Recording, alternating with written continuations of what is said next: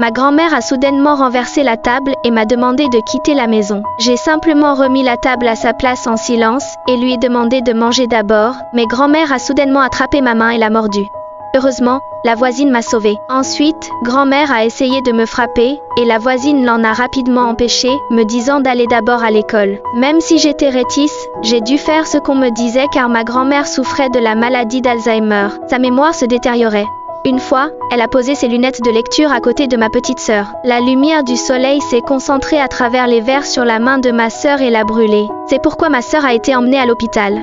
Grand-mère se tenait devant le service et pleurait. Elle s'est même retournée et est partie.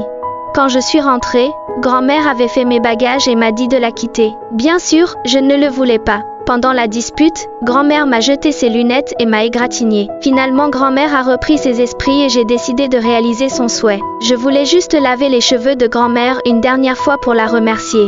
En la lavant, je ne pouvais pas m'arrêter de pleurer. Peu de temps après, j'ai été adoptée. Mes parents adoptifs aimaient aussi beaucoup ma sœur. Non seulement nous avions nos propres chambres, mais nous avons aussi reçu beaucoup de jouets. Cependant, je ne pouvais pas être heureux en regardant la photo de grand-mère. Je ne pouvais pas retenir ma nostalgie. Je suis allée à la maison de retraite et j'ai revu grand-mère. Je l'ai saluée, mais grand-mère ne m'a plus reconnue. Je ne pouvais que pleurer et dire que je m'étais perdue.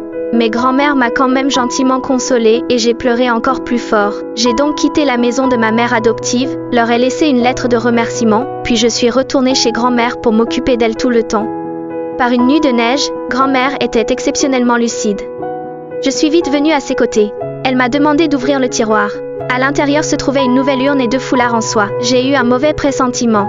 En écoutant la confession de grand-mère, je ne pouvais pas m'arrêter de pleurer. Puis la main de grand-mère est tombée sans force, et elle a fermé les yeux pour toujours. Je ne pouvais plus retenir mes larmes. Je me suis jetée dans ses bras pour sentir sa dernière chaleur.